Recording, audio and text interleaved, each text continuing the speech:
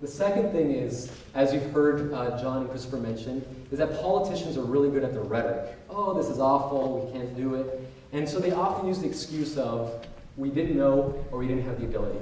And we did know and have the ability in each of the previous genocides to maybe stop them, prevent them, or at least save hundreds of thousands of lives as an early response. So the question is why? Why is it that the United States government, the most powerful government in the world, fails at making never again mean anything? The answer is really simple. It's this. There is zero political cost to an action in the face of genocide. There are not enough Americans, if any, or we're trying to work on that, who are willing to get beyond being educated and getting political to stopping genocide. What we need to do is hold our policymakers in the Congress and the executive branch accountable, similar to how we do it on many other issues. You know, abortion, gun rights, immigration, Israel. Americans don't just get educated on this, they actually pick up the phone, they get on email, they write a letter to their policymakers saying, do something. My favorite example is in Florida with that woman Terry Schiavo. All of you remember she was on TV all the time. Americans didn't just get educated, they picked up the phone, they got on email, they wrote to Congress and the White House saying, do something. And what was the response? Congress held special sessions past midnight. They held special sessions on Sunday. They were pulling all-nighters to write a piece of legislation for one woman. Former President Bush cut his vacation short, flew back from his ranch to Washington, D.C. to be waiting in the Oval Office to sign a piece of legislation for one woman. But in Sudan, Congo, Burma, where hundreds of thousands of people have their lives at risk, Congress and the White House talk the talk and don't match it with action that's needed. Why?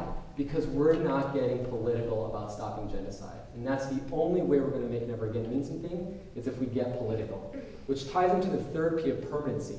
And that is when Americans do get political, and we do organize coalitions and organizations, when the genocides are over and the politicians say, never again, we believe them, and we dissolve these institutions. So we created the War Refugee Board to help Jews get refuge here, and afterwards, poof, it dissolved. Then Bosnia, we created the American Campaign to Save Bosnia, poof, it dissolved. We need to build a permanent anti-genocide constituency, similar to a firehouse. We don't dissolve the firehouse when the firemen put out the fire. We need to create a permanent institution of Americans across the country willing to get beyond being educated and getting political. So with Samantha's help and John's help, we did this, and we created the Genocide Intervention Network, a network of Americans across the country, students and non-students, who are getting empowered with tools to prevent and stop genocide. So what does it mean to have the tools to prevent and stop genocide? Well, we've come up with a really strategic, results-oriented approach to creating this permanent anti-genocide constituency. And we have focused on three main tools: educate, advocate, and economically advocate. Political and economic. So let me explain these. Obviously, people need to know what's happening in order to stop it. So no one after this event, and no one you tell after John's charge, can ever say they didn't know about it. We need to make sure people know what's happening so they can't use the ignorance card as they have in the past. The second thing is how do we advocate? How do we get politicians to match their action, the rhetoric with action? And we decided to create several tools. The first is a report card. We've created the Darfur Scores, a scorecard grading every member of Congress and how they have responded, how they voted on legislation, how they co-sponsored, have they been to Darfur, have they held a town hall meeting, have they done anything on Darfur beyond just talking about it to engage their policy, to engage their constituents and pass policy. And we created this website, darfurscores.org, and made it public so anyone could see what their member of Congress has earned, and made it easy for people to call, email, or write letters saying, telling them what their grade is. And it was unbelievable when we came out with this.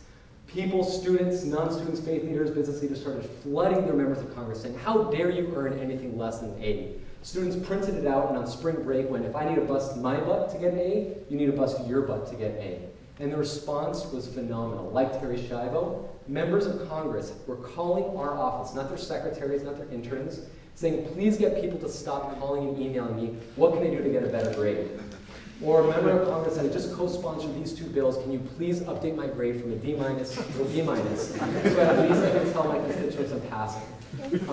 We had students and faith leaders in Texas write to Senator Cornyn, who had an F for not voting or voting no on critical legislation, that he called our office and said, I want to help write the most robust bill on Sudan today.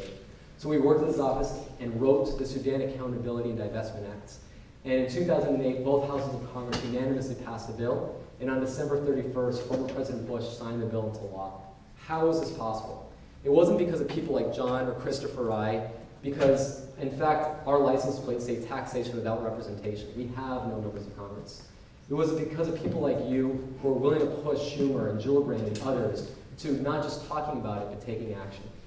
The second tool is also started by students, is looking at the economics. As you heard from John, China and other countries are profiting are benefiting perpetrators like the government of Sudan, which is using the oil revenue to commit genocide. While none of these companies are American, they're all traded on our stock exchange. So through our personal portfolios, our college endowments, our pension systems, we are indirectly funding the violence in areas of mass atrocities.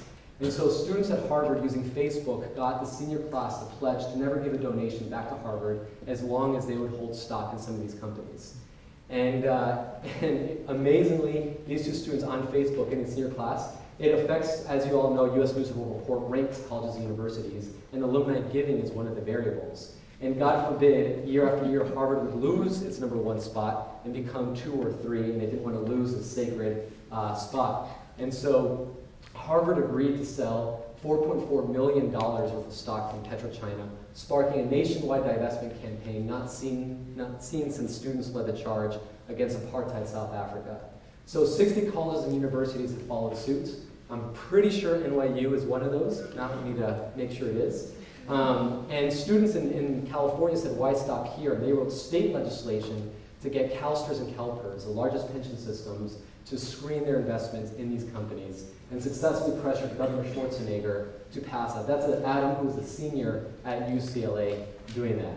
So we got that legislation and we introduced it throughout the country, and 27 states passed targeted divestment legislation.